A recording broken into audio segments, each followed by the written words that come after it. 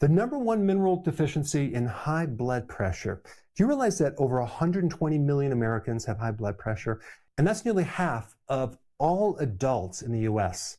And the treatment is usually always the same. It's like cut your salt, take a pill. Well, there's a problem with that because 90% of hypertension is called essential. What does that mean, essential? It means unknown cause. And it's just bizarre because over 50 years, billions of dollars, and they still don't know the cause of hypertension, really? Today we're going to talk about what really is causing this. It's super important to know this, especially if you're trying to get rid of your hypertension by reducing salt, because that could be the opposite thing you want to be doing. It's a great business model because you can keep people on blood pressure medication. And then in Wikipedia, you could just write in there, well, we still don't know the cause. We need to do more research. Someday, maybe we'll find out. There's no motivation to do research on this, okay? It's not going to happen. Why would any company, especially the drug companies, ever invest even a dime into trying to find the root cause of hypertension? It's a business model. They're not going to do it. In fact, if you actually come up with a cure, you're going to be attacked. So today I'm not going to mention cure, but I'm going to give you some data that might help resolve your high blood pressure. So you go to the doctor and they're going to recommend you reduce sodium.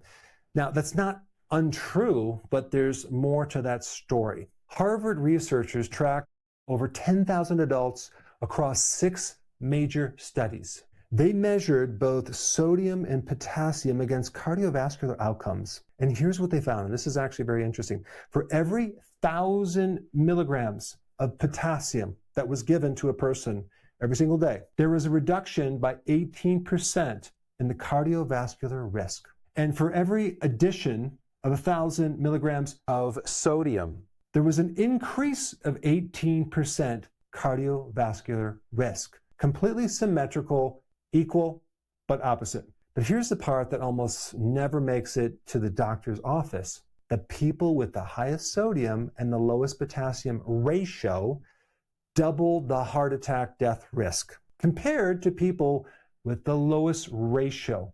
The problem is the ratio, okay, the relative ratio between sodium and potassium.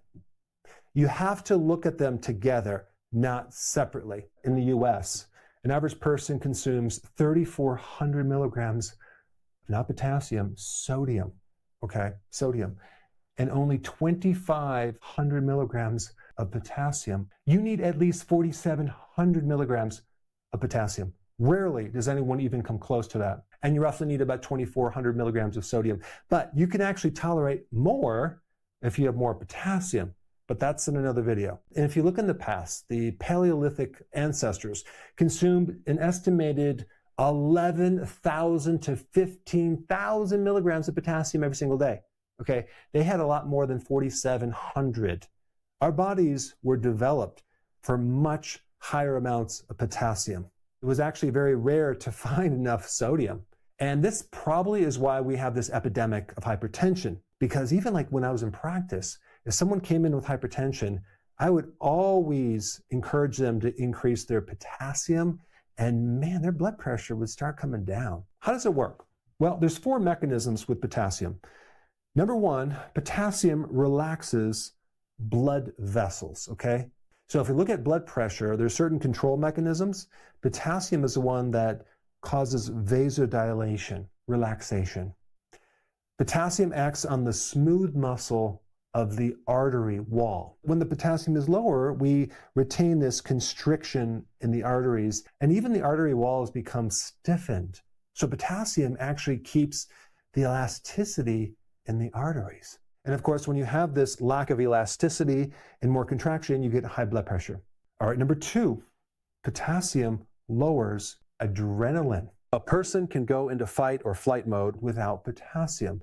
So potassium is a super important mineral in supporting rest and digest. I mean, they have beta blockers. Those are blood pressure drugs that reduce or block adrenaline. Well, potassium is a natural beta blocker. Potassium can support the sympathetic nervous system that helps it calm down. Potassium protects the inside of the artery. That's called the endothelial layer. It increases something called nitric oxide, which improves vasodilation and circulation. And number 4, potassium supports insulin sensitivity.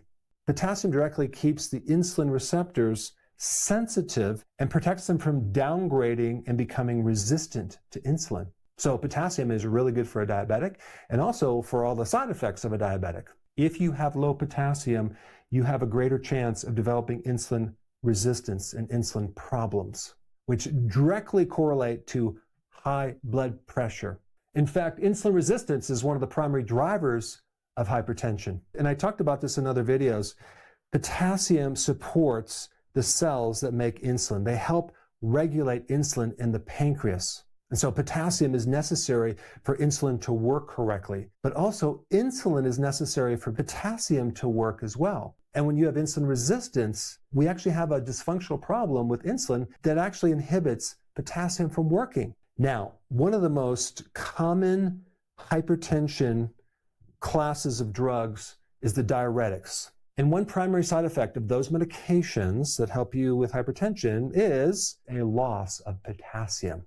Why? Because they cause the body to get rid of excess fluid. And with that excess fluid going out, you lose potassium and other electrolytes. So here we have a drug that lowers blood pressure that also gets rid of the thing that you need to correct blood pressure. And this is why they also give you a prescription additional drugs called potassium chloride, which can be called a drug, but it also is a natural thing. You could actually buy it over the counter. So this is an additional thing that has a code that you can get reimbursement for because they have to give it to you because you're creating a deficiency of potassium, and that can create other problems. My question is, what would happen if you took enough potassium initially? Would you lower blood pressure? And then you wouldn't need the diuretic or the potassium prescription. Now, just as a side note, they also have another hypertension drug called ACE inhibitors, which retain potassium. ACE inhibitors are one of the most effective drugs at handling hypertension. I wonder if it's really the retention of potassium. If you go buy a potassium supplement, okay, it'll come in 99 milligram tablets, okay? Why is that when the RDAs for potassium are 4,700? Well, it came from a few studies back in the 60s and 70s that had to do with taking too much potassium, creating ulcers in the intestine. And so it was called a GI lesion, okay, using potassium chloride. So it's not a law that you can't take more, but it's just something that manufacturing companies have stuck with over the years. So my question is, why would you ever get an ulcer or a lesion from potassium? Because potassium doesn't cause lesions. Now, this pill that they gave people was potassium chloride, and it was enteric. In other words, it kind of was encapsulated to go through the stomach and end up in the intestines. And then there's certain theories that, the concentrated amount of potassium in the small intestine could actually create an irritation. But when you look at the studies, they didn't just give people potassium chloride. What they did in the study was attach the potassium chloride to the diuretic medication. And there's other studies that show that when you take this diuretic, that has been known to create lesions in the GI system. So how is anyone going to determine it's the potassium and not the medication? Also, these studies were done on people with cardiac problems that were also taking aspirin and NSAID drugs at the same time, which have been known to cause ulcers in the GI system. My viewpoint is potassium got the blame, but it was never the root cause because there's never been any independent study where someone just took potassium. And we're talking like 99 milligrams, which is basically a fraction of what we need. So this is why when you go to the store, you'll see the 99 milligram pills for potassium. It's all based on those studies back in the 60s. Never been tested after that to really determine if this was a true thing or not. This is a $28 billion industry, right? So I think there's not a lot of motivation to encourage people to take more potassium. Because I talk about this in other videos, the relationship between magnesium and hypertension.